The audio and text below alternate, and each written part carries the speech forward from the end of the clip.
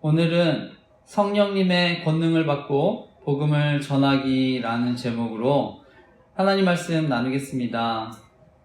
오늘이 어린이 주일인데요. 그래서 이제 복음을 듣고 저는 무엇보다 다음 세대 어린이들이 자랐으면 하는 마음인데, 오늘날 이제 교회 학교가 많이 이제 사라져 간다고 하는데요. 하지만 여전히 저는 성령님께서 역사하시면 또 다음 세대에 하나님 부흥 주실 줄 믿습니다. 저는 이번 주 정말 이제 정신없이 보낸 것 같은데요. 이번 주 수요일에 이제 저희 교회에서 목사님 사모님들과 또 기도회를 하게 됐는데, 그런데 이제 그날 또 새벽에 아버지가 원래 심장 시술하셨다가 또 급하게 출혈이 있으셨다고 해서 갑자기 또 입원하시게 됐는데, 다행히 이제 더 이상의 출혈은 없다고 하는데 또 염려가 되는데요. 아무쪼록 피가 이제 몸에 깨끗하게 또 흡수돼서 또 건강하게 회복할 수 있도록 기도해 주시기 부탁드립니다. 그런데 요즘 또 세상을 보니까요, 또 사회적으로도 정말 여러 가지 일들이 있었다는 걸 알게 됐는데요. 이번에 이제 대법원에서는 더불어민주당 이재명 대표님 공직선거법 위반 사건에 대해서 유죄 취지로 결국에는 원심을 파기하고 다시 사건을 이제 고등법원으로 돌려보낸 걸 알게 됐습니다. 그래서 이제 대법원에서는 결국엔 그 이재명 대표님의 공직선거법 위반을 이제 인정한 것인데요. 이번에 민주당에서는 그러다 보니까 앞으로 대통령 당선되면 형사재판 절차를 정지하도록 하는 또 형사소송법 개정안을 또 회부했다고 하고요. 4심제 전환 법 개정을 이제 추진 중이라는 이런 뉴스들을 봤습니다.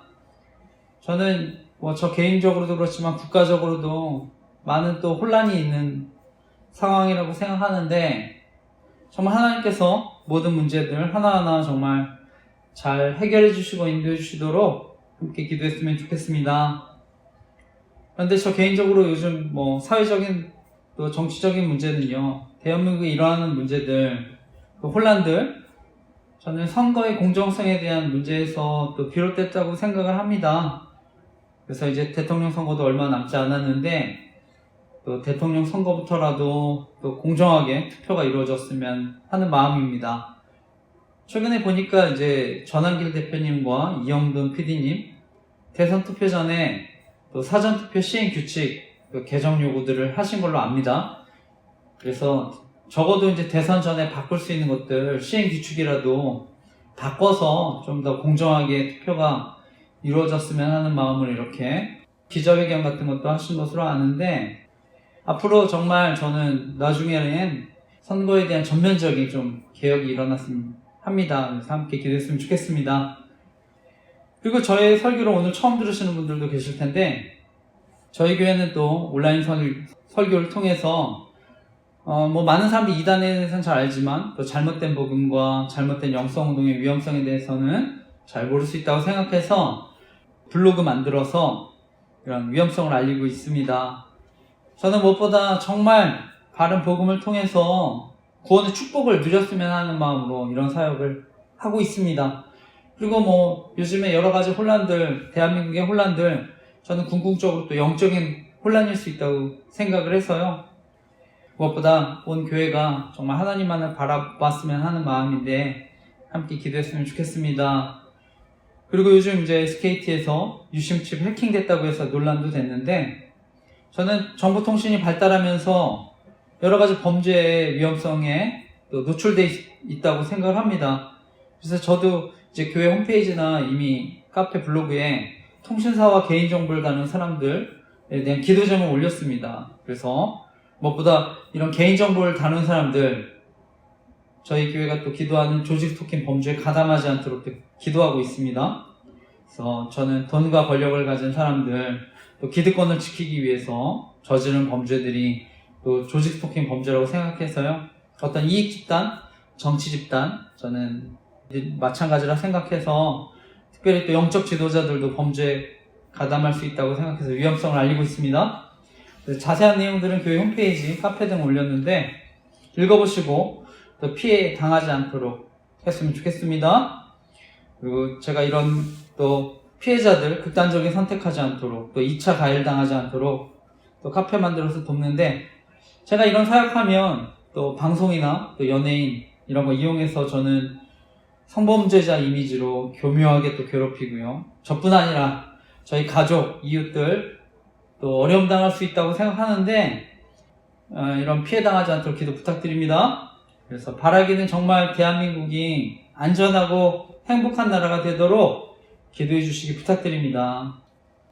네, 오늘 말씀은 제가 지난주에 이어서, 지난주는 유대인들이 바울을 고소했는데 갈리오가 이제 기각했다는 말씀을 드렸습니다.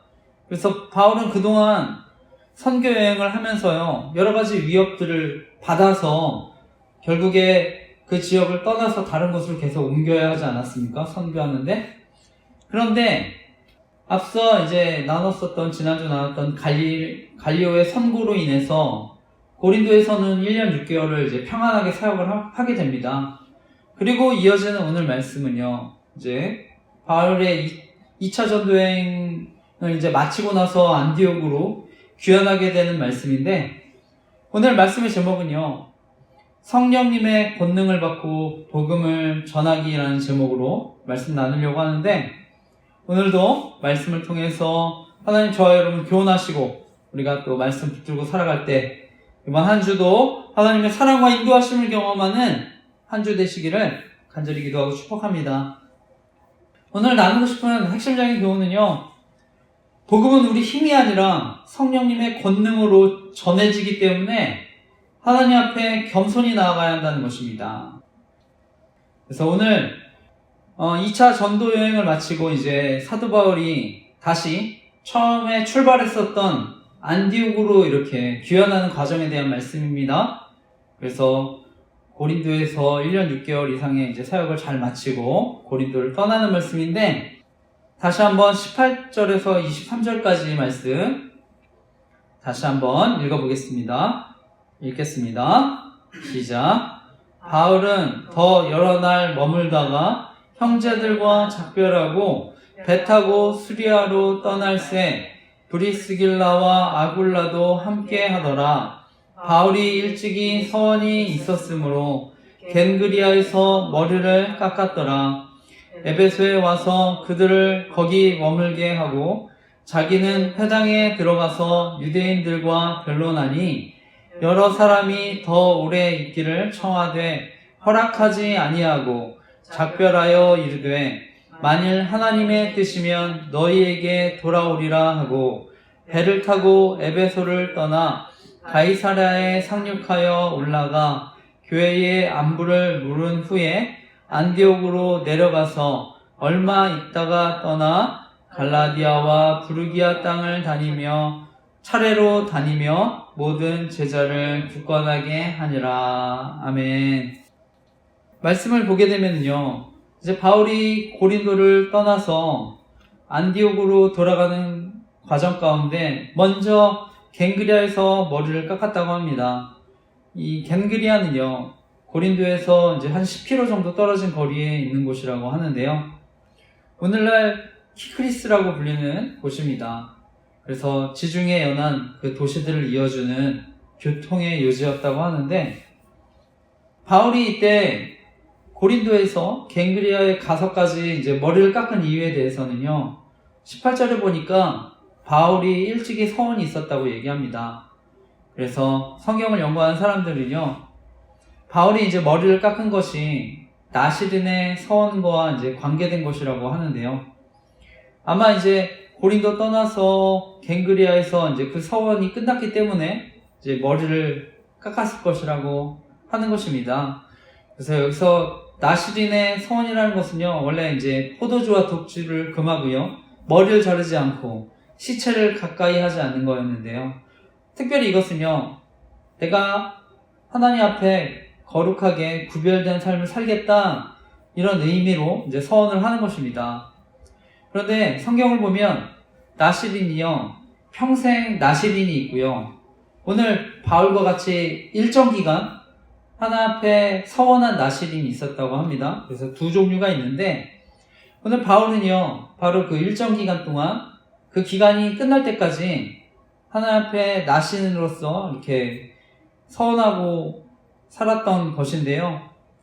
그리고 이제 우리가 민수기에 보면 서원이 끝나면 결국 이제 머리를 잘라서 하나님 앞에 이렇게 불태워서 바쳤다고 합니다. 그러니까 이제 자연스럽게 사도 바울도 일정 기간이 끝났기 때문에 이제 서원이 끝났기 때문에 머리를 이제 깎았다고 하는 것인데, 바울은요, 앞서 이제 고린도에 있을 때 깊은 또 두려움 가운데 또 사로잡혀 있지 않았습니까? 그래서 지난주 나눈 대로 그때 정말 큰 하나님의 위로를 경험했는데요. 그러니까 특별한 하나님의 위로를 경험하고요, 자신을 보호하신 것에 대한 또 감사로 저는 특별히 하나님께 이런 감사의 서원을 했을 거라고 생각을 하는데, 그리고 이제 갱그리아에 마침내 이르렀을 때 이제 그 기간이 차서 저는 그 절차에 따라서 이제 머리를 깎은 줄 믿습니다. 그래서 오늘날에도 저는요, 우리가 하나님의 은혜에 대한 또 결단, 또 감사가 동일하게 저는 또 중요한 줄 믿습니다. 그래서 우리가 사실 다급할 때는요, 하나님을 찾다가 또 어느 순간 우리가 감사를 또 잃어버리게 될 때도 있지 않습니까? 우리가 살면서 하나님의 은혜에 대해서 우리가 당연한 것처럼 이렇게 사는데, 저는 정말 우리에게 주어진 환경, 여건들, 그 가운데 정말 하나님의 은혜를 발견하고 감사하는 건 너무나 중요한 줄 믿습니다. 그리고 이것이야말로 정말 하나님이 정말 기뻐하시는 예배인 줄 믿습니다. 저희 교회는 특별히 이제 감사 일기 쓰는 걸 훈련하고 있는데요. 저 개인적으로는 하나님 만나서, 그때 하나님 만나서 2003년도에 그때 그 은혜로 또 지금까지 매일 이제 감사일기를 쓰고 있는데요. 개인적으로 저희 연약함과 저는 부족함 발견할 때도 또 감사하면서 현재 많은 영적인 또 유익을 누리고 있습니다. 그런데 중요한 것은요, 때때로 우리가 좋은 일들만 또 있지는 않지 않습니까? 때로는 우리의 계획과 뜻대로 흘러가지 않더라도 저는 감사할 수 있는 것이 진정한 믿음인 줄 믿습니다. 내 뜻과 계획이 이루어지지 않아도 저는 하나님의 선하심을 믿고 의지하는 것이 믿음인 줄 믿습니다. 그리고 이제 이어서 말씀을 보게 되면요, 다시 처음 파송받았던 이제 수리아 안디옥으로 돌아가는 길에 이제 바울이 에베소에 들르게 되는데요. 성경을 연구하는 사람들이요, 예루살렘이나 안디옥에 아마 바울이 한 번에 가는 배가 없었기 때문에 이제 에베소에 들렀을 거라고 하는데, 이 에베소에 이제 브리스길라 아굴라 부부도 동행합니다. 이 에베소는요, 아시아에서 가장 또 중요한 대도시였다고 합니다. 그러니까 바울도 원래는 2차 전도 여행을 할 때 에베소로 이렇게 가려고 했다고 생각하는데, 잘 아시는 대로 성령님께서 이제 마게도냐로 인도하지 않습니까? 그런데 이제 바울이 이제 이번에는 안디옥으로 돌아가는 길에 자연스럽게 배가 저는 에베소에 머물게 되었을 때 이제 해당에서 복음을 전할 수 있는 기회가 있었다고 생각을 하는데요. 과거에는요, 성령님께서 막으셔서 이제 할 수 없었지만, 이번에 이제 자연스럽게 성령님께서 바울의 발걸음을 인도하신 것인데요. 우리는 살다 보면 때로는 이제 우리 계획대로 되지 않을 때가 있습니다. 그러면 우리가 낙담도 하고 좌절하지 않습니까? 때로는 이제 하나님에 대해서 원망하고 불평하는 마음도 가질 수 있는데, 그런데 중요한 것은 저와 여러분의 신앙생활이요, 정말 하나님의 시간표를 따라 살아가는 것이 무엇보다 중요한 줄 믿습니다. 그래서 내 중심, 내 생각에서 저는 하나님 중심, 하나님의 시간표대로 살아가는 것이 또 중요한 줄 믿습니다. 그래서 오늘 말씀 21절에 보면 바울도요, 이 에베소를 떠나게 되면서 내가 하나님의 뜻이면 너에게 돌아오리라 이렇게 약속하고요, 에베소를 떠나게 되는데, 저는 이렇게 바울이 얘기할 수 있는 것, 하나님의 뜻이면 내가 돌아오겠다 이렇게 얘기할 수 있는 것은요, 바울이 무엇보다 자신의 계획보다 정말 하나님의 뜻, 하나님의 시간표를 우선시했기 때문에 또 이런 약속을 한 줄 믿습니다. 바울이 하나님의 뜻을 먼저 구하는 삶을 살았기 때문에 저는 이런 고백들을 한 줄 믿습니다. 따라서 바라기는 저와 여러분 정말 하나님의 뜻을 따라 하나님의 시간표를 따라 살아가시기를 간절히 기도하고 축복합니다. 결론적으로요, 바울은 결국 하나님의 뜻대로 3차 전도여행 때 다시 에베소에 들러서 여기서 3년 정도를 사역합니다. 그리고 그 에베소를 통해서요, 아시아 전역에 복음이 전해지게 됐는데요. 우리가 신앙생활을 하다 보면요, 저는 조급한 마음 들 때가 있다고 생각합니다. 그래서 오늘날 현대인들이요, 잘 못하는 게 기다리고 참는 거라고 하는데, 누구나 이렇게 빨리빨리 원하는 바가 저는 이루어졌으면 하는 마음을 가진다 생각합니다. 그것은 이제 우리가 사업을 하거나 어떤 시험을 준비하거나 또 때로는 병이 빨리 낫기를 원하거나 여러 가지 상황들이 빨리빨리 정리가 됐으면 하는데, 그런데 우리가 하루아침에 이런 것들이 또 이루어지지 않지 않습니까? 저 개인적으로는 또 아버지가 아프시기도 해서 또 답답하고요. 또 여러 가지 교회나 우리 대한민국의 현실을 보면 또 마음이 답답해지기도 하는데, 저는 성경이 강조하는 것, 결국 인내하며 기다리는 것이 중요하다고 말씀한 줄 믿습니다. 무엇보다 하나님은요, 모든 것이 합력해서 선을 이루게 해주시는 하나님이라는 것을 우리가 믿고, 마지막, 최후, 승리는요, 이미 보장되어 있기 때문에 우리가 그 승리를 믿는 믿음으로 살아가는 것이 중요한 줄 믿습니다. 우리가 당장에 처한 상황을 보면 불리해 보이고 위기에 처해 있는 것 같지만 이미 승리를 보장받고 있기 때문에 저는 때론 현재의 실패, 고난도 우리가 넉넉히 이기며 살아가게 되는 줄 믿습니다. 네, 그리고 이어서 보면 바울은요, 에베소에서 이제 가이사랴로 갔다고 합니다. 여기서 가이사랴는요, 예루살렘 북서쪽 쪽에 이제 105km 정도 있는 항구 도시라고 하는데, 이곳이 이제 예루살렘에서 가깝습니다. 이 가이사랴는 로마 황제 가이사 아구스투스 이름 붙여진 도시입니다. 그런데 중요한 거는 이 항구에 갔다는 것, 결국에는요, 예루살렘에 갔다고 하는 것인데요. 바로 선교 보고를 하기 위해서 갔다고 하는 것인데, 1차 전도여행과 마찬가지로요, 2차 전도여행에 대한 성과를 또 보고한 줄 믿습니다. 그래서 마게도냐, 이제 아가야 지방에 복음이 전해졌던 것, 유럽에 전해졌던 것, 놀라운 소식들을 저는 또 전한 줄 믿습니다. 그리고 마지막으로 다시 처음 파송받았던 수리아 안디옥으로 내려갔다고 합니다. 그러면서 이제 드디어 3년여에 걸친 바울의 2차 전도여행이 끝마치게 됐는데요. 그런데 중요한 것은 우리가 말씀을 이어서 보면 바로 23절에 보면은요, 바울은 2차 전도여행을 마친 후에 얼마 있다가 곧바로 이제 3차 전도여행을 떠나게 됩니다. 이처럼 바울은요, 또 여행을 계속하고 또 보고하고 또 새로운 하나님의 인도하심을 따라 선교를 하게 되는데, 어떤 의미에서 바울은요, 여전히 달려갈 길이 남았던 것입니다. 나의 달려갈 길과 주 예수께 받은 사명, 곧 하나님의 은혜의 복음을 증거하는 일을 마치려 하면은 나의 생명을 조금도 귀한 것으로 여기지 아니하노라.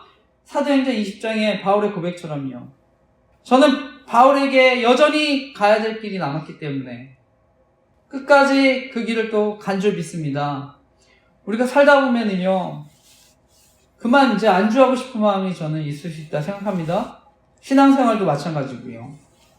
저는 주안의교회 목회하면서 제가 이제 한 사람 제자 선교회 통해서 온라인 복음 전하고 잘못된 복음과 영성운동의 위험성, 또 조직 스토킹 생명지킴이 카페를 만들어 섬기고 있는데, 저도 한편으로는요, 제가 이런 거 사역하면 또 어려움 당한다는 것을 저는 또 알고 있습니다. 그래서 또 교회가 또 성장하는 데 있어서 또 어려울 수 있다 생각하는데, 저는 하나님이 복음 전도자로서의 사명을 저는 주셨기 때문에, 그리고 소외된 이웃들, 바로 예수님을 돕는 거라고 하셨기 때문에, 이런 사명을 주셨기 때문에, 그래서 이 땅 가운데 하나님의 정의를 실현하는 것이 하나님이 기뻐하시는 일이기 때문에 저는 계속 또 이 길을 가게 되는 줄 믿습니다. 그리고 이어지는 오늘 마지막 또 말씀들을 보게 되면은요, 브리스길라 아굴라 부부가 아볼로라고 하는 유대인을 만나서 이제 복음을 전하는 말씀으로 이어집니다. 그래서 25절을 먼저 함께 읽어보겠습니다. 24절에서 25절을 먼저 같이 함께 읽어보겠습니다. 읽겠습니다. 시작.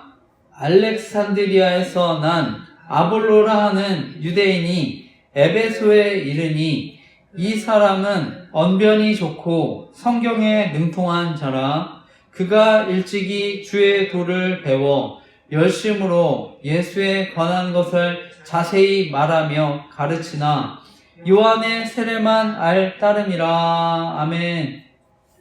제가 앞서 이제 브리스길라 아굴라 부부도 바울 따라 이제 에베소에 왔다고 했는데요.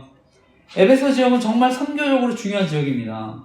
그러니까 바울은요, 이 에베소의 중요성을 알고요, 믿음의 동역자였던 아굴라, 브리스길라를요, 이 에베소에 또 남겨둬서 계속 복음을 전하겠다고 합니다. 그래서 이 중요성 때문에 다시 또 3차 전도여행 때는 에베소에서 3년 동안 또 사역을 했던 것인데, 오늘 말씀은요, 이 에베소에서 이제 아볼로라고 하는 유대인이 이 에베소에 왔을 때 바로 브리스길라 아굴라 부부가 복음을 전했다고 하는 것입니다. 이 알렉산드리아에서 난 아볼로라고 하는 유대인, 또 알렉산드리아 출신이라고 하는데, 이 당시 알렉산드리아라고 하는 도시는요, 우리가 잘 아는 알렉산더 대왕의 이름으로 건설된 도시입니다. 그래서 이 당시에 로마 다음으로 큰 도시였다고 하는데, 그러니까 이제 헬라 문화의 중심지였고요. 유명한 대학, 또 고문서, 도서관이 있었던 도시라고 합니다. 이 아볼로는요, 이 알렉산드리아에서 태어나고 자란 사람이라고 합니다. 그러니까 아볼로는요, 이 당시 유대인으로 어떤 구약 성경 말씀과 또 이 알렉산드리아에서 어떤 헬라 철학, 수사학들, 이런 것들 배웠던 정말 유능한 사람이라고 할 수 있는데, 이 사람이 아마 세례 요한의 제자로부터 예수 그리스도에 대한 얘기를 듣고 예수님을 증거했던 것 같습니다. 그런데 아볼로가 예수님을 증거했다고는 하지만 어떻게 보면 예수님의 죽음과 부활, 또 복음의 그 이후에 또 성령님에 대해서는 무지했던 것 같은데요. 그러니까 예수님 알게 되고 복음을 열심히 전한다고 했지만 또 요한의 세례만 알았다 이렇게 얘기하는데, 저는 이것이 다른 말로요, 또 복음에 대한 온전한 지식을 갖지 못했다, 또 이런 의미로 해석할 수 있다고 생각을 합니다. 그래서 어떤 의미에서는 반쪽짜리 이제 복음을 전한 것인데요, 아볼로는 그 당시에 보면은요, 구약에 대해서는요 전문가입니다. 그래서 성경에 굉장히 능통했지만 요한의 세례만 알고 있었다고 하는 것입니다. 그래서 이후에 성령에 대한, 성령의 임재와 능력은 어떻게 보면 알지 못했던 것인데, 그래서 성령을 통해서 증인의 삶을 살아가는 것 알지 못했다고 생각하는데, 이때 바로 에베소에서 브리스길라 아굴라 부부를 만나게 되는 것입니다. 그리고 그것이 이제 오늘 이어지는 마지막 말씀인데요, 26절에서 오늘 마지막 말씀 28절까지도 오늘 마지막 말씀 같이 읽어보겠습니다. 시작. 그가 회당에서 담대히 말하기 시작하거늘 브리스길라와 아굴라가 듣고 데려다가 하나님의 도를 더 정확하게 풀어 이르더라. 아볼로가 아가야로 건너가고자 하므로 형제들이 그를 격려하며 제자들에게 편지를 써 영접하라 하였더니, 그가 감에 은혜로 말미암아 믿은 자들에게 많은 유익을 주니, 이는 성경으로서 예수는 그리스도라 증언하여 공중 앞에서 힘있게 유대인의 말을 이김이러라. 아멘. 제가 지난주에 이제 브리스길라 또 아굴라 부부 소개했는데, 그때는 브리스가라고 얘기했습니다. 근데 동일한 이름입니다. 그래서 성경에 보면 또 신라도 다른 이름으로 실로아노라고 이제 하는 것과 이제 비슷한데요. 오늘 말씀을 보면 아볼로가 드디어 이제 에베소에서 브리스길라와 아굴라 부부를 만나게 됩니다. 이 브리스길라와 아굴라 부부는요, 어떻게 보면 바울에게 철저히 말씀에 대해서 배웠던 것입니다. 1년 6개월 동안. 그래서 아볼로와 같은 저는 학자들한테까지도 자신있게 전할 수 있을 만큼 저는 신앙적으로 또 성숙했다고 생각을 하는데요. 그러니까 이제 브리스길라 아굴라 부부가요, 아볼로의 설교를 들을 때 저는 그 복음에 대해서 또 온전한 지식이 없다는 것을 또 깨달았다 생각합니다.